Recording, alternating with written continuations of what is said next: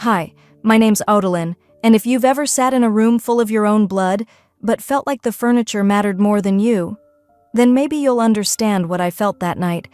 I brought a brand new iPhone, $850, wrapped it myself, smiled as my niece opened it. She looked me dead in the eye and said, "Mom and Grandma said if you disappeared, no one would even care." Then she giggled. No one corrected her. No one flinched. Not even my mother. So I left. No yelling, no goodbye, just one black backpack left behind on the stairs, but what was inside it wasn't just receipts, it was proof. And the quiet beginning of the end. Before we dive in, what time are you listening to this and where from? Drop a comment below. This one might feel too familiar. The sky over Savannah still held a touch of gold as I pulled into my mother's driveway. The front lawn buzzed with voices and laughter. Cars lined both sides of the street, more than I expected. I'd been told it was just a quiet family dinner, nothing fancy. I smoothed down the blouse I'd ironed that morning, checked my reflection in the rearview mirror. Neat, simple, presentable. In one hand, I held a gift-wrapped box, an iPhone I'd been making payments on for the last 6 weeks. In the other, a bottle of sparkling apple cider. Leora didn't drink, and neither did I. I thought it might be a nice touch. The door was already open. People were inside. Voices overlapped, chairs scraped floors, silverware clinked. No one came to greet me. I stepped in and stood there for a moment, letting my eyes adjust to the light. Familiar faces swept past me like I was wallpaper. Callista's voice rang out from the back. "She's here!" she called, not even looking up from her phone. Not Odalyn, not my sister, just she. I placed the cider on the kitchen counter, careful not to get in Vera's way. My mother stirred something on the stove with the grace of a woman who pretended she hadn't seen me. I smiled. "Need a hand?" She didn't answer.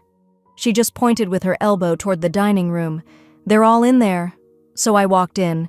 Balloons dangled from the ceiling. "Congratulations, Leora," was strung in gold letters over the mantel. A massive sheet cake sat proudly on the table.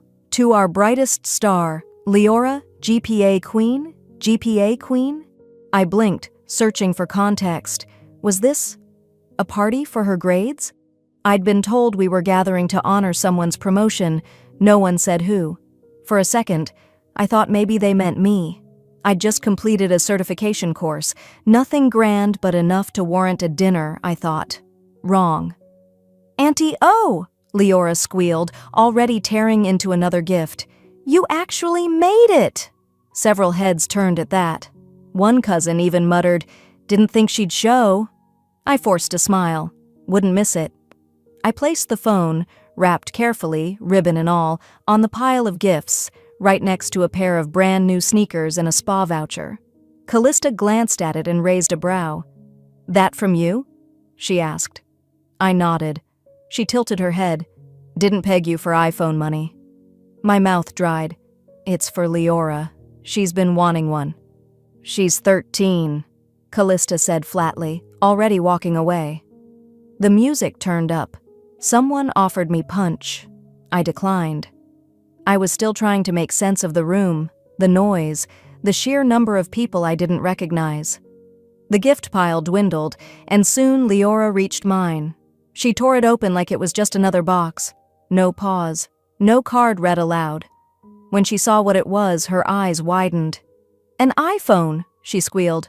"From Aunt O?"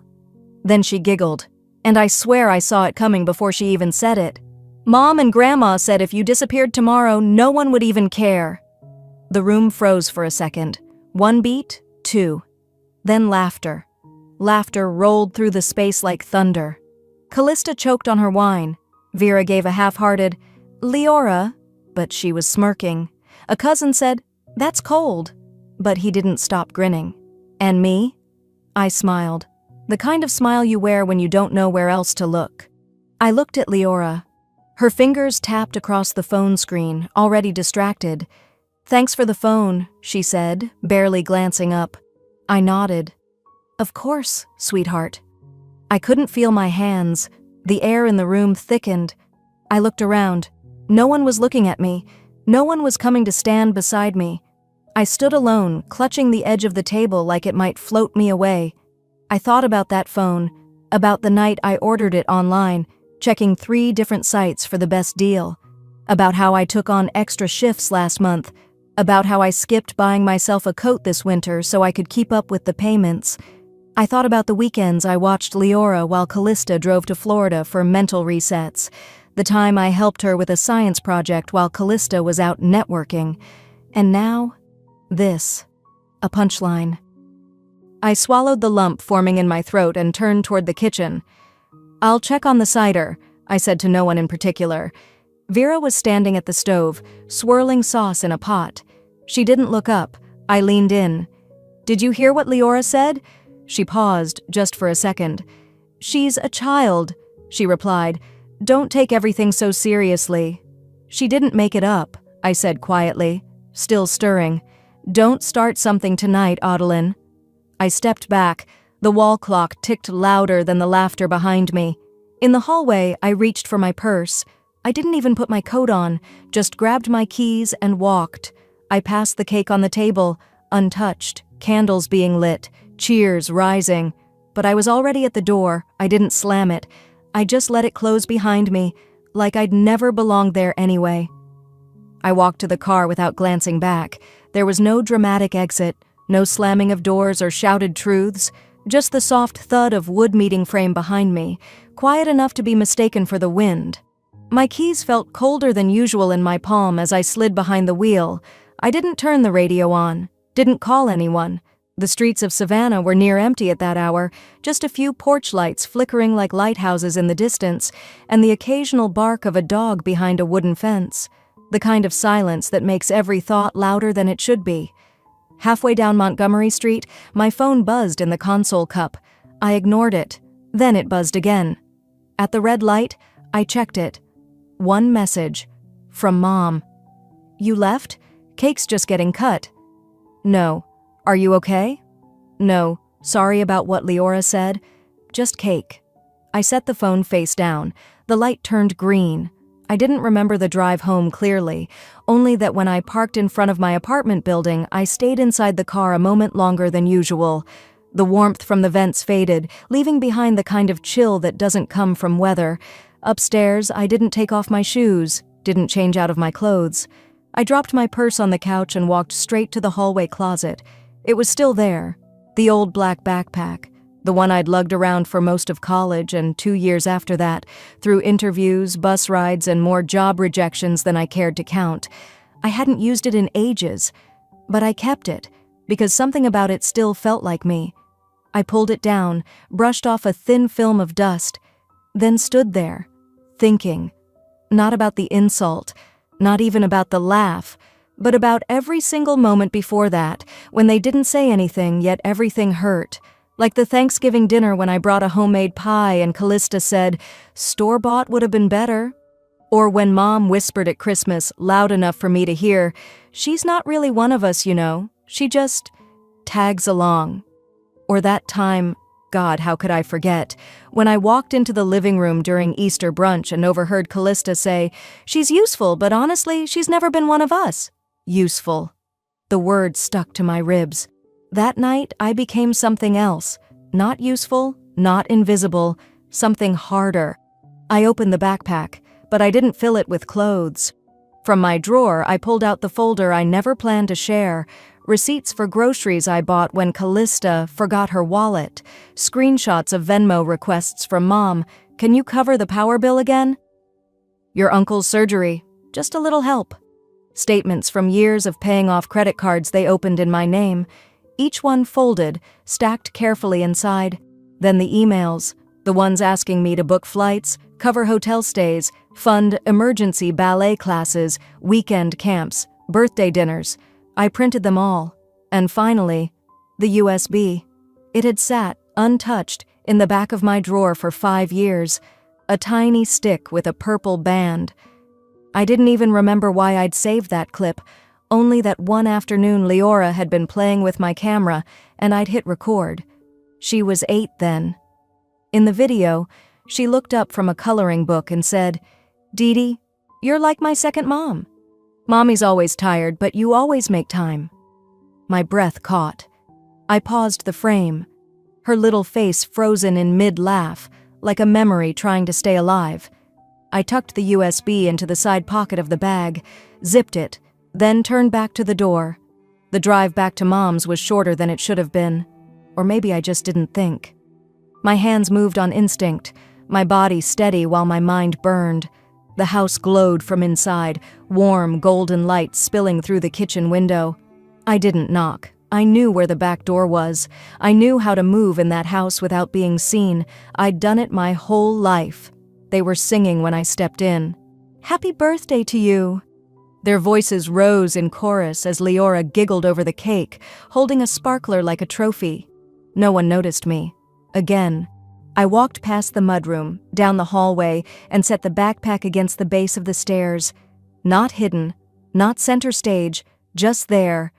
A truth resting quietly, waiting. As I pulled the door shut behind me, laughter burst through the walls again, louder now. It spilled out the windows into the night air, echoing in a way that made me wonder if it had ever stopped. I drove home slowly. Back inside, I peeled off my clothes and stepped into the shower. Let the water hit my back like a steady rhythm, not scalding, not cold, just enough to remind me I was still here. When I got out, my phone had lit up again. 6 missed calls, 2 from Mom, 3 from Callista, 1 from a number I didn't recognize. I didn't check the messages, didn't scroll, didn't reply. I placed the phone screen down on the nightstand, then slipped the towel off my shoulders. My skin was damp. My face, wetter. Maybe from the water, maybe from the silence. On my desk, the drawer sat slightly ajar. Inside, a second USB drive, a copy, the original, I'd left behind. The pounding came before the sun fully cracked through the blinds. I blinked myself awake, disoriented at first, thinking it was part of a dream. But it kept going, relentless, rhythmical, like someone hammering at the edge of my skull. I rolled over slowly, heart dragging like wet laundry. The thuds grew sharper. I didn't need to guess who it was. The footsteps, the voice behind the fists, the way the air shifted around that kind of anger. I knew. I padded quietly across the floor, careful not to trip on the corner of the rug. My apartment still smelled like last night's lemon soap and something old. I peeked through the peephole. Dad, red in the face, breath visible in the cool spring morning. His hand balled into a fist, now pressed flat against the door. For a split second he looked tired, but then, "You think you can just do this?" he bellowed, voice muffled but heavy. "You think we need you?" I said nothing. "You hear me, Audilyn? You think we need you?" His breath fogged the wood. "We've never needed you. We did just fine before you got involved in everything." Still silent. "You're ungrateful. You hear me? After everything your mother did for you." My mouth tightened.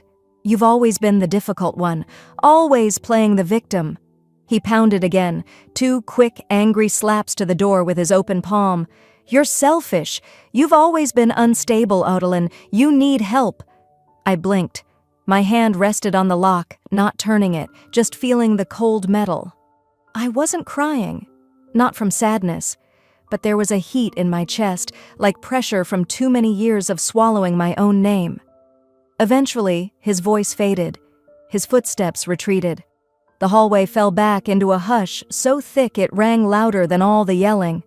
I stood there for a while, forehead resting against the door. And then, I walked away. By the time I made coffee, my phone had exploded. A message from Mom. "How could you do this to your own family?" No greeting, no hesitation, just accusation. 6 missed calls from Callista, all within the last 15 minutes. The 7th came in while I stared at the screen. Then the text. "You think we can't live without you? Fine. See how long you last without a family." I tossed the phone onto the couch and took a long sip of black coffee. It was bitter, no sugar, no cream, but it felt honest. I spent the next hour staring at the ceiling. The house didn't feel like home, but for the first time, it felt like mine. Later that afternoon, the digital alerts started. Ping, ping, ping. My bank's fraud system flagged a suspicious login attempt on one of the shared accounts. Then came the notification. Automatic withdrawal denied. Account frozen. Another email. Internet service account closed due to non-payment. Venmo access restricted. Netflix logged out. I sat at the kitchen table, legs tucked under me like I was back in college, and opened a private browser. Checked everything. The joint utilities I'd been paying for, gone. The auto debits I'd been covering for their cell phones, subscriptions, food deliveries, disabled. All of them. They must have tried logging in that morning, must have panicked. Leora, I was sure, would be in tears without her shows. Vera wouldn't be able to post her daily Facebook updates without Wi-Fi. And Callista, she'd lose her mind without her Spotify yoga playlists. I didn't smile, but something inside me exhaled. Not out of satisfaction, but from release. A valve opening for the first time in years. They called me selfish, but they never once stopped to ask how many nights I'd gone without so they could have more. The coffee had gone cold. I opened Facebook on my laptop. There she was, Callista. But new profile photo, her and Mom, cheek to cheek, both in pearls, both smiling like nothing had ever touched them. Caption: sometimes family turns on you without reason, but we stay strong. We've always done this on our own. I kept reading. You don't get to choose your blood, one comment read. You're so brave. Keep shining, another said. Dozens of hearts and hug emojis lined the page. I stared at the post for a long time, each like and comment carving into my ribs. They really think they can rewrite it all, I whispered. I closed the tab. My feet moved without thinking. Back to my desk drawer. I pulled out the yellow folder marked 2017-2023. The receipts, the emails, the transfer confirmations, the tax records showing my name on every donation, every payment, every lifeline they'd ever used but never acknowledged. It was all there. For a moment I thought about posting it, just one screenshot, one simple fact to interrupt the fairy tale they'd crafted, but I didn't, not yet. Instead, I walked to the copier in the building's shared lounge, made 3 copies, slipped one into an envelope, wrote the date on the back. Then I took the elevator down to the first floor. The safety box room was quiet. I signed the log, opened the tiny door, and slid the envelope inside. When I returned to my apartment, the sun had lowered behind the neighbor's roof. Everything was bathed in gold, like the world had decided to be soft for a moment. I poured myself another cup of coffee, this time with milk. I sat down, tucked my legs beneath me again, and looked at the phone. I didn't pick it up, didn't scroll, didn't need to. They thought cutting me out was punishment, but they forgot I built the house they're trying to burn down. The breeze outside had started to soften as afternoon settled in. I had planned to head down the block to the corner market, just to get some air, maybe pick up eggs I didn't really need, but I only made it a few feet out of my door before I saw it. A single white envelope taped just below the peephole. No postage, no address, just 4 words scrawled across it in my mother's perfect school teacher cursive. Read it before you do anything you regret. I didn't pick it up right away. I stood there, arms slack at my sides, grocery list forgotten. Then, as if someone else had reached out for me, I peeled it free, turned back inside and locked the door behind me.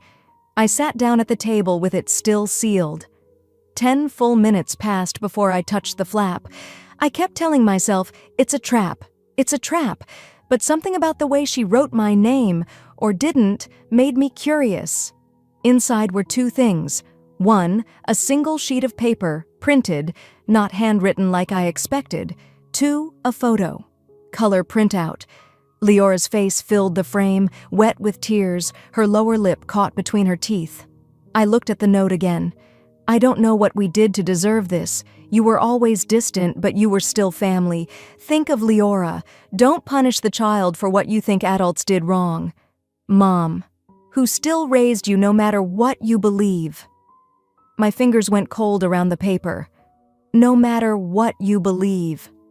There it was again, gaslighting disguised as grace. I sat back in my chair, the photograph still face up beside me. Leora looked heartbroken, but I couldn't tell if it was from not getting what she wanted or from being told she couldn't expect it anymore. And suddenly I was 9 again, looking through the crack of a door I wasn't meant to be behind. It was Christmas Eve. I'd been sent upstairs early, told that the grown-ups needed to wrap the magic, whatever that meant. I wasn't tired. I had crept back down barefoot and pressed my ear to the hallway wall just outside the kitchen. Callista's voice had been shrill, annoyed.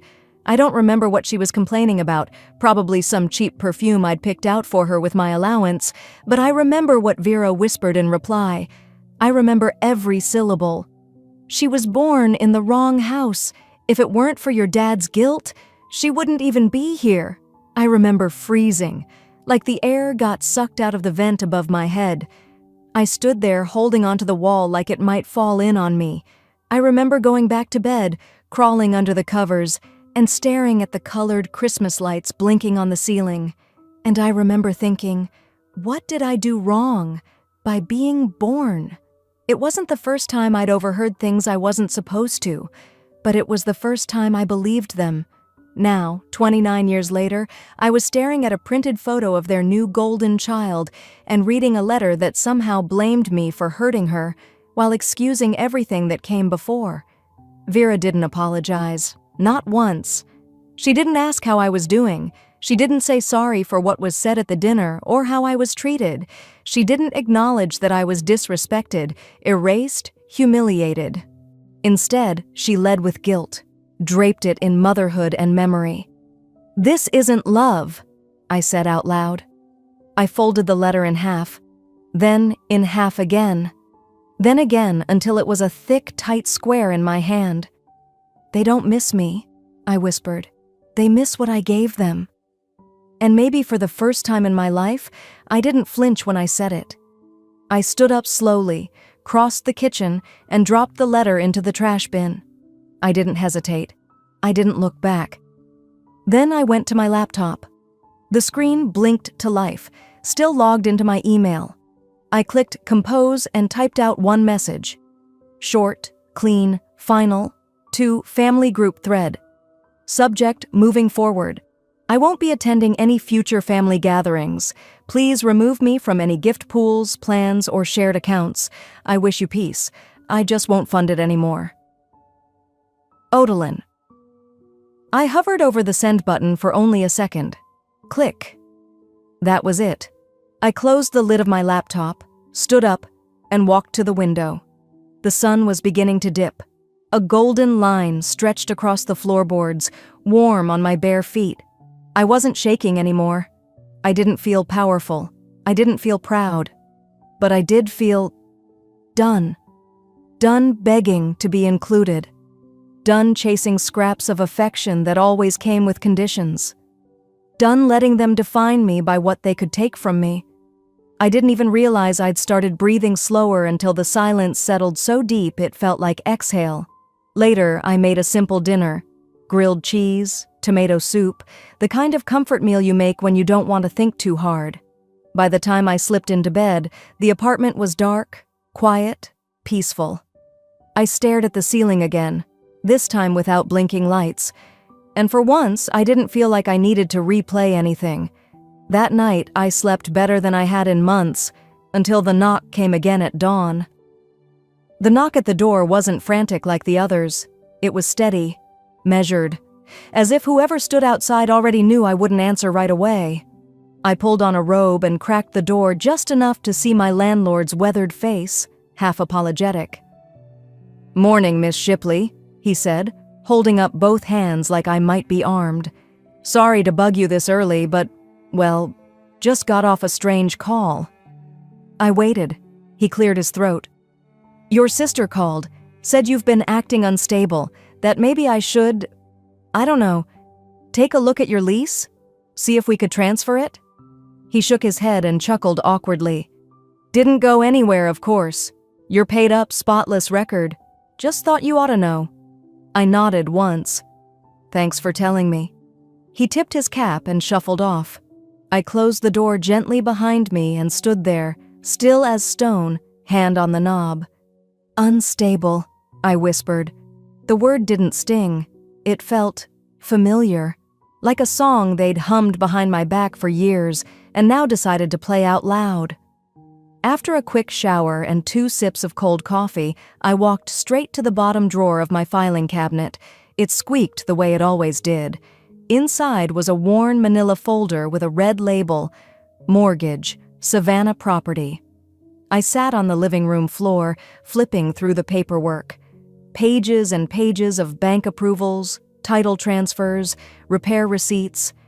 6 years ago, after my father's second heart scare, the house had been headed toward foreclosure. Callista begged. Vera sobbed. They couldn't lose the family home, they said, so I did what no one else could. I took out a loan. I bought it in my name. Not out of pride, but to protect them. The deed was mine. The taxes, insurance, and major repairs, mine too. And yet not once had they referred to it as my house. It was always their home. Her kitchen, Leora's room. I picked up my laptop. An hour later, a professionally formatted notice of termination of occupancy sat in my inbox, ready to print. By noon, a courier in a navy blazer was pulling away from the curb with an envelope addressed to Vera Shipley and Callista Brandt, 402 Oakwood Drive, Savannah, GA 31405. Inside, I'd included the following: 3 color photographs of repairs I personally paid for, a roof replacement, plumbing rework, and a new water heater. A list of unpaid utility bills stacked under my name. And a yellow post-it stuck to the top page, handwritten, "Being family is not a lease agreement, and mine expired." After the door clicked behind the courier, I exhaled so hard it rattled my chest. It didn't feel like revenge, it felt like clarity. Around 2:30 p.m., my phone buzzed with a school email reminder. "Dear Ms. Shipley, this is a friendly nudge that Leora Brandt's tuition for the upcoming semester is due. Let us know if you need to update any payment methods." I stared at the screen for a long moment. They were still depending on me to play the ghost benefactor, still assuming I'd be too embarrassed, too dutiful to stop. I opened a fresh document, typed, slowly, deliberately. "To whom it may concern, this message is to confirm withdrawal of tuition support for Leora Brandt, effective immediately. Please direct all future communications to the listed legal guardians on file." Then I wrote a second page, addressed it directly to the school guidance counselor. "This is a personal request. I ask that you keep an eye on Leora's emotional well-being. She is a smart, tender-hearted girl, but she's being used as a shield by adults unwilling to own their actions. Please support her however you can. Didn Shipley." I printed both letters, slid them into a cream envelope, and made a quiet stop at the mailbox across the street before heading back inside. The air in my apartment felt lighter now, like something poisonous had been extracted. That evening, the phone stayed eerily quiet. No calls, no texts, no guilt-laced voicemails. But when I checked the family group chat, pure chaos. Callista had posted a screenshot of the eviction letter. "She's gone completely insane. She's evicting us." And Vera, ever the matriarch in denial, had replied, "She's bluffing. She wouldn't dare go through with it. Just ignore her." I didn't type a word, didn't heart react, didn't even breathe too heavily. I just opened the drawer by the door, pulled out a Ziploc of silver keys, and stepped into the hallway. 10 minutes later, the locks on my house were changed. The old keys, the ones they all still held, were now useless. There would be no more letting themselves in, no more assuming I'd always stay quiet, no more mistaking my name on paper for their permanent permission. Because the truth was simple, no one bluffs when they've already packed the bags in their mind. By sunrise Tuesday, I wasn't just awake, I was alert. I'd slept through the first half of the storm, but now I was the eye of it. I started the morning with a checklist on the back of an old water bill. No poetry, no second guessing, just bullet points that looked a lot like freedom. At the top, the car. Callista had been driving it for almost 2 years, telling everyone it was hers, even though the title sat in my name. I'd bought it when her credit was shot and her license suspended. She promised she'd pay me back once she got settled. The only thing she settled into was entitlement. I called the DMV at 8:05 a.m. sharp. A woman named Trina walked me through the process to revoke authorized use. 5 clicks and 1 password reset later, the car was legally out of her hands. Then I called a local repo service, gave them the plate, the VIN, and the address. "Pickup scheduled for Wednesday," the guy said. "You want us to call her first?" "No," I said. "Let the silence be the notice." By lunchtime, my phone started singing, Callista, naturally, 6 missed calls before I even checked voicemail. Then came the audio, part sobbing, part venom.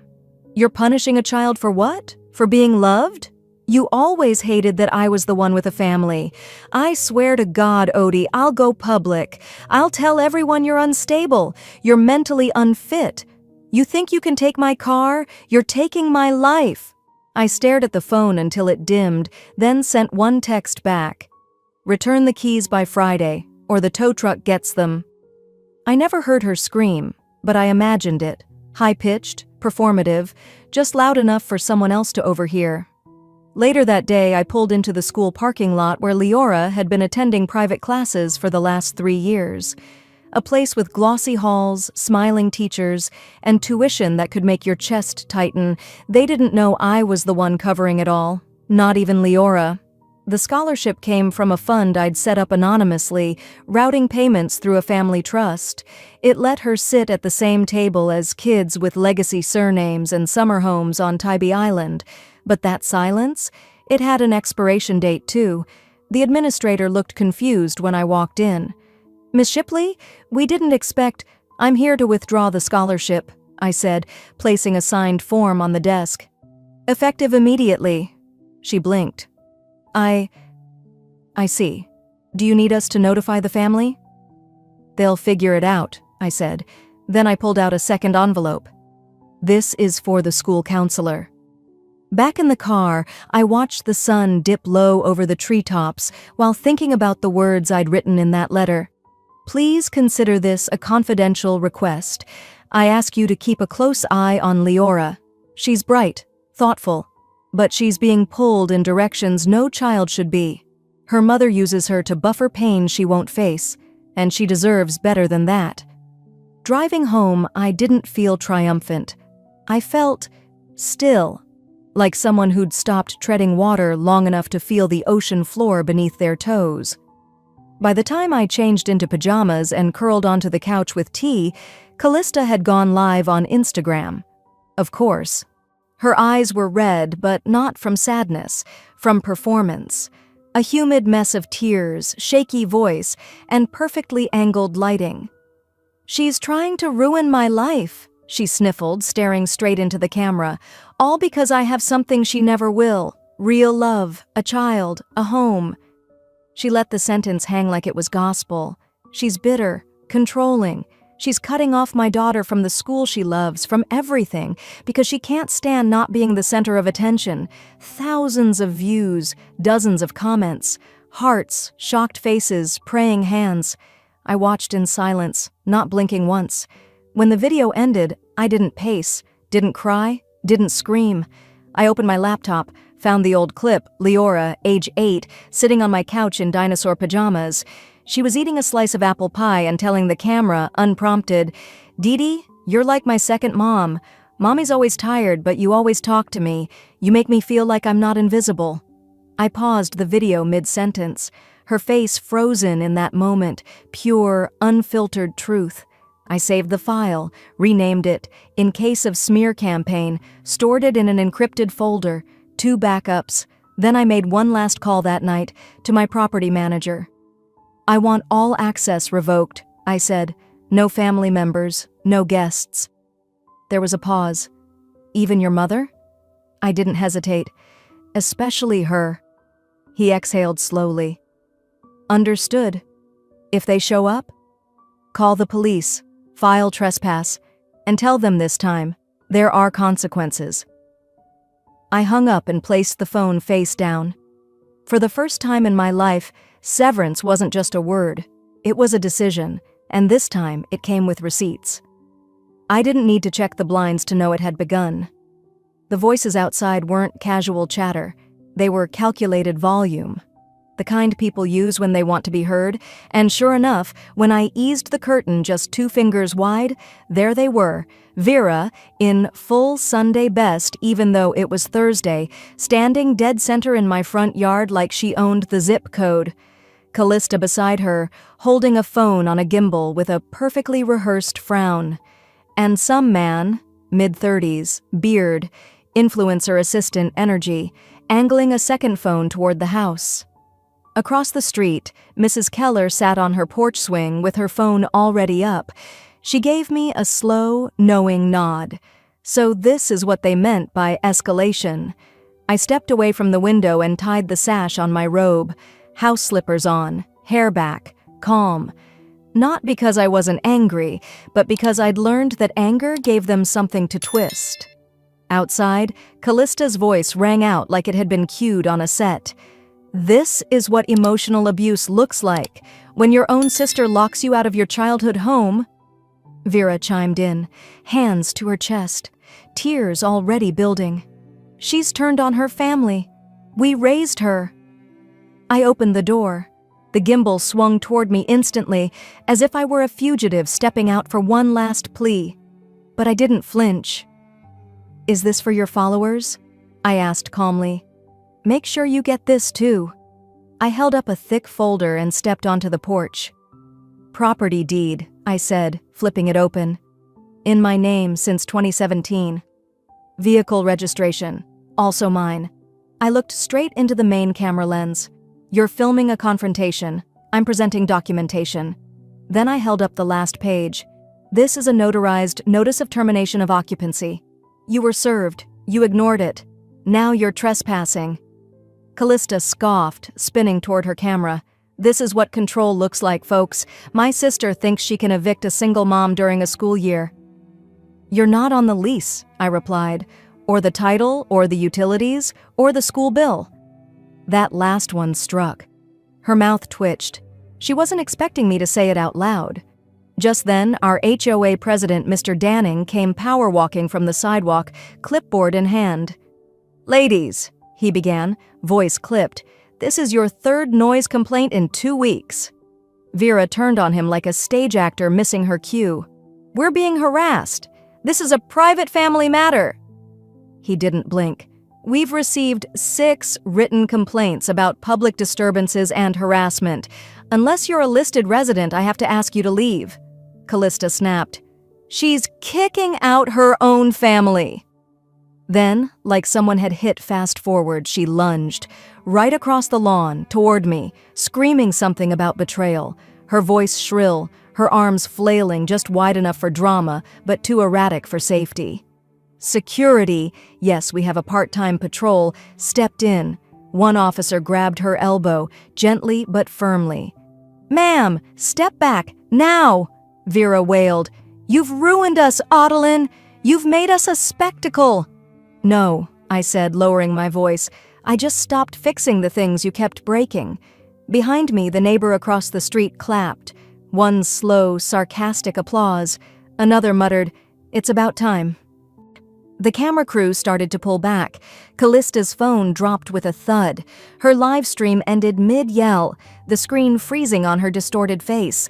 The officers walked them off my lawn. I didn't watch them go. I turned, stepped back inside, and pulled the door shut with the same quiet resolve I'd used to open it. No slamming, no speech, just stillness. I closed the blinds, set the folder back on the counter, and made a cup of tea. It wasn't celebratory. It was medicinal. Like washing your hands after taking out the trash. That night, my phone buzzed once. Just once. A voicemail from Leora. I didn't press play immediately. I stood by the window, watching the shadows stretch across the driveway like they didn't want to leave either.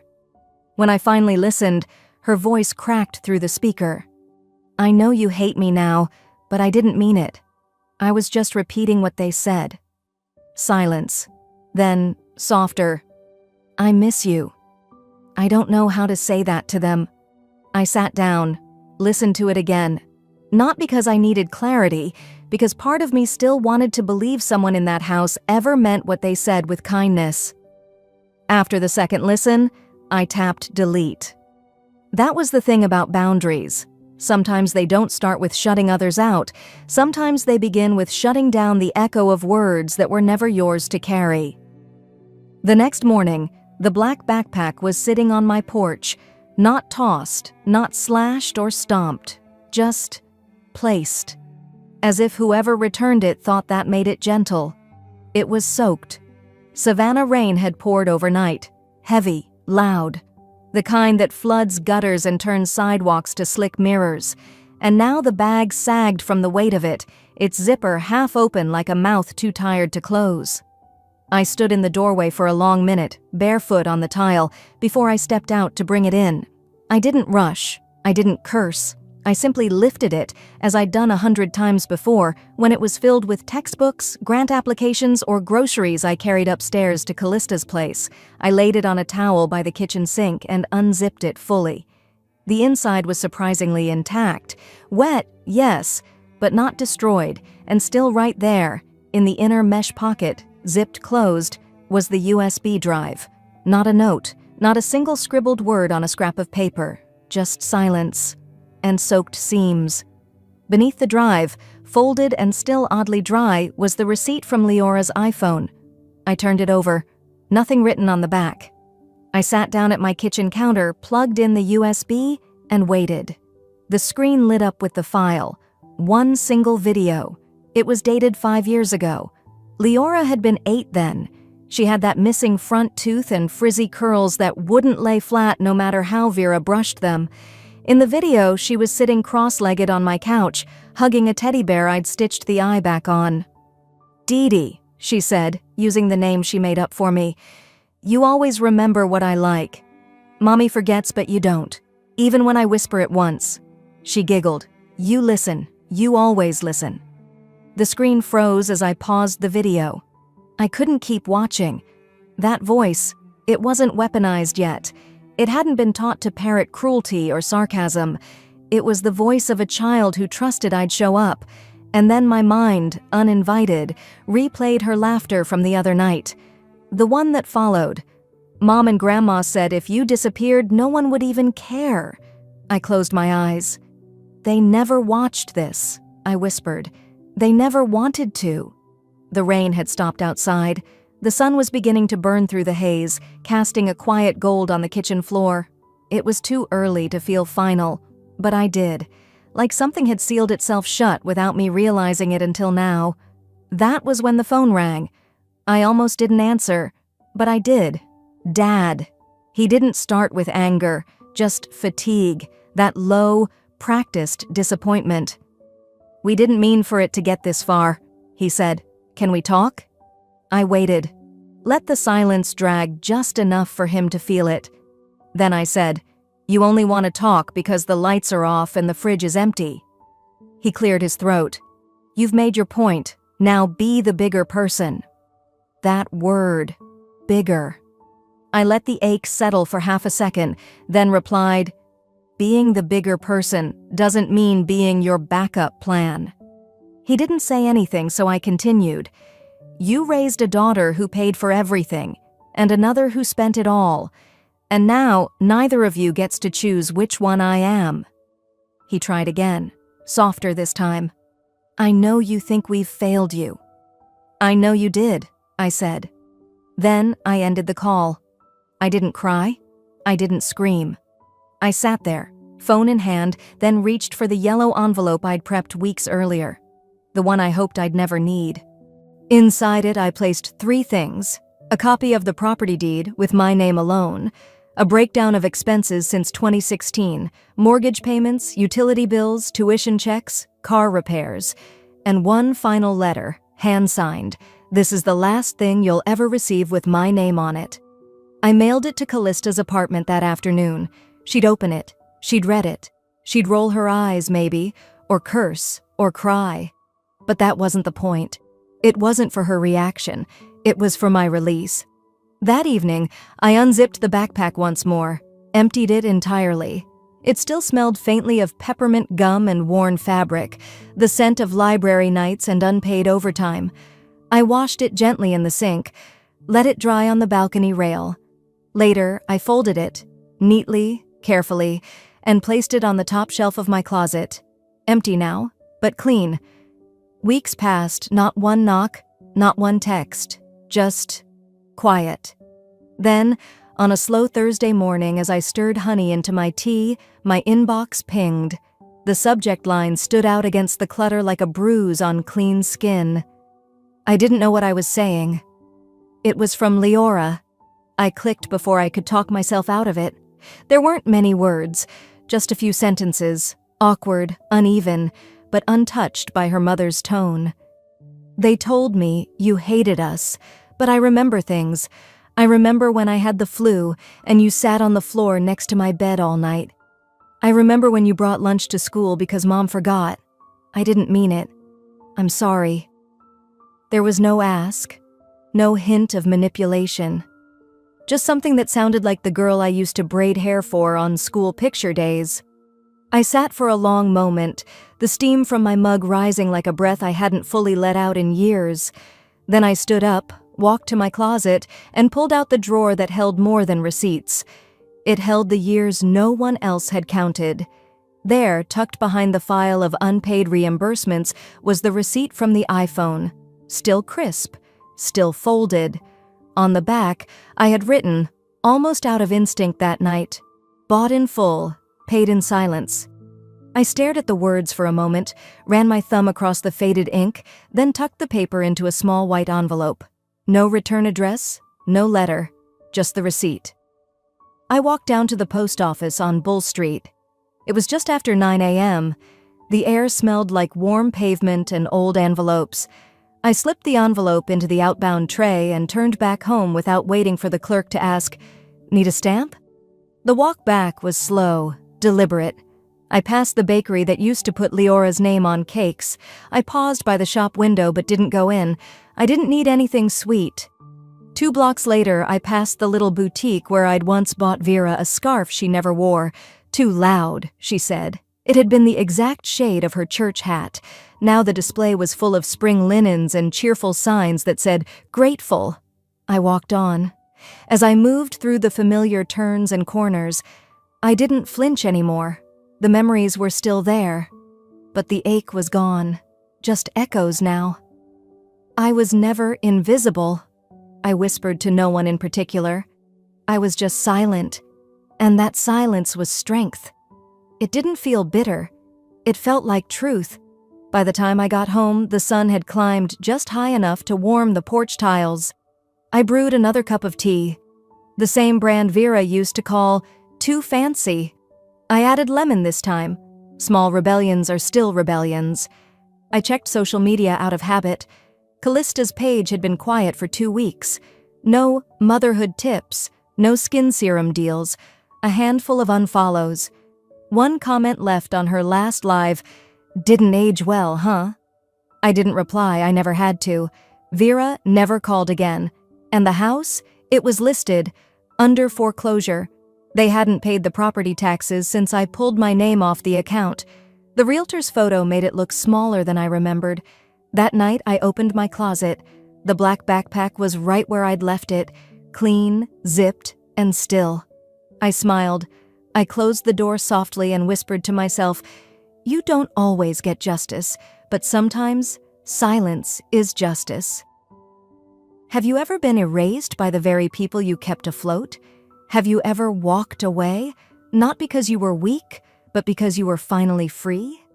If so, this story might have been yours too.